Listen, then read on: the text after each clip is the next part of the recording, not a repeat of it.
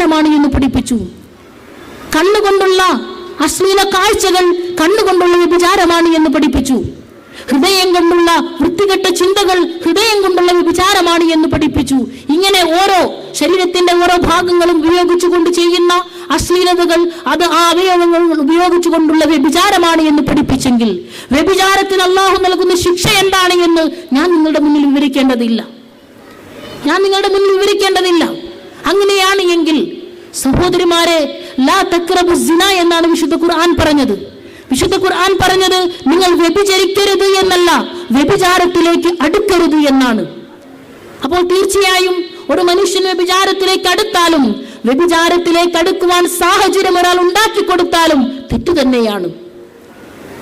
ഞാൻ നിങ്ങളും ജീവിക്കുന്ന സമൂഹത്തിൽ നമ്മുടെ കാര്യം വിട്, നമ്മുടെ ചെറിയ പെൺകുട്ടികൾ, വളരെ ചെറിയ പെൺകുട്ടികളെ സംബന്ധിച്ചിടത്തോളം അവരെ ഏറ്റവും മോശമായ വസ്ത്രധാരണ രീതികൾ നടത്തിക്കൊണ്ട് അവർക്ക് പ്രായപൂർത്തിയാകുന്നതിന് മുമ്പ് തന്നെ ശരിയേത് തെറ്റേത് എന്നവർക്ക് തിരിച്ചറിയുന്നതിന് മുമ്പ് തന്നെ ഖുർആൻ പഠിച്ചും ഇസ്ലാം പഠിച്ചും താൻ ജീവിതത്തിൽ ചെയ്യേണ്ടുന്ന തെറ്റ് ശരി എന്താണ് എന്ന് വേർതിരിച്ചറിയുന്നതിനും മനസ്സിലാക്കുന്നതിന് മുമ്പ് തന്നെ വളരെ ചെറിയ പ്രായത്തിൽ നമ്മുടെ പെൺകുട്ടികളെ ഞാനും നിങ്ങളും ജീവിക്കുന്ന സമൂഹത്തോട് മത്സരിക്കുന്നതിനു വേണ്ടി, ഞാനും നിങ്ങളും ജീവിക്കുന്ന ആ സമൂഹത്തിലെ കുടുംബങ്ങളോടും ബന്ധുമിത്രാദികളോടും ഒക്കെ മത്സരിക്കുന്നതിനു വേണ്ടി എന്റെ മകളാണ് എല്ലാവരേക്കാൾ മികച്ചു നിൽക്കുന്നത്, എന്റെ മകളാണ് എല്ലാവരേക്കാൾ ഏറ്റവും മനോഹരമായ ഡ്രസ്സ് ധരിക്കുന്നത്, എന്റെ മകളുടെ ശരീരമാണ് ഏറ്റവും ഭംഗിയുള്ള രൂപത്തിൽ എനിക്ക് കാണിക്കുവാൻ സാധിക്കുന്നത് എന്ന് തോന്നിപ്പിക്കുന്ന രൂപത്തിൽ നമ്മുടെ പെൺകുട്ടികളെ അത്തരത്തിലുള്ള വേഷവിധാനങ്ങൾ ധരിപ്പിച്ചുകൊണ്ട്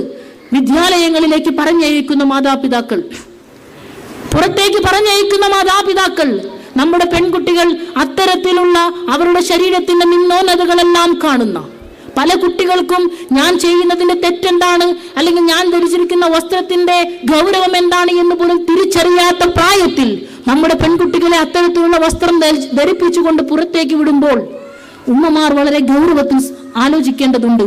ആ പെൺകുട്ടി പുറത്തുപോയി അവൾക്ക് പോകാനുള്ള സ്ഥലത്ത്, അവൾ വിദ്യാലയത്തിലെങ്കിൽ അല്ലെങ്കിൽ മറ്റൊരു സ്ഥലത്ത് അവൾ പോയി യാത്ര കഴിഞ്ഞ് മടങ്ങി വീട്ടിലേക്ക് എത്തുന്ന സമയത്തിനുള്ളിൽ അവളെ കാണുന്ന ഇത് വീടിന് പുറത്തായാലും വീടിനകത്തായാലും കൂട്ടുകുടുംബ വ്യവസ്ഥിതികളുള്ള സ്ഥലത്ത് അവളെ കാണുന്ന ഒരുപാട് ആളുകൾ അവളുടെ വീട്ടിൽ അവളുടെ ബന്ധുക്കളായിക്കൊണ്ടും അതുപോലെ തന്നെ ആ ബന്ധത്തിലുള്ള പല ചെറുപ്പക്കാർ ആൺകുട്ടികളും എല്ലാം ആ വീട്ടിലേക്ക് കടന്നു വരുന്നുണ്ട്. ഇങ്ങനെ ചുരുക്കി പറഞ്ഞാൽ അത്തരത്തിലുള്ള വേഷവിധാനത്തിൽ നമ്മുടെ പെൺകുട്ടികളെ കാണുവാനുള്ള സാഹചര്യം നമ്മൾ ഉണ്ടാക്കിയിട്ട് അവസാനം രാവിലെ മുതൽ വൈകുന്നേരം വരെയുള്ള മകളുടെ സഞ്ചാരത്തിന് ശേഷം രാത്രിയിൽ മകളും വീട്ടിലേക്കെത്തി അവളെ കണ്ട പലരും അവരുടെ വീടുകളിലേക്ക്, അവരുടെ സ്ഥലങ്ങളിലേക്ക് മടങ്ങിയെത്തി.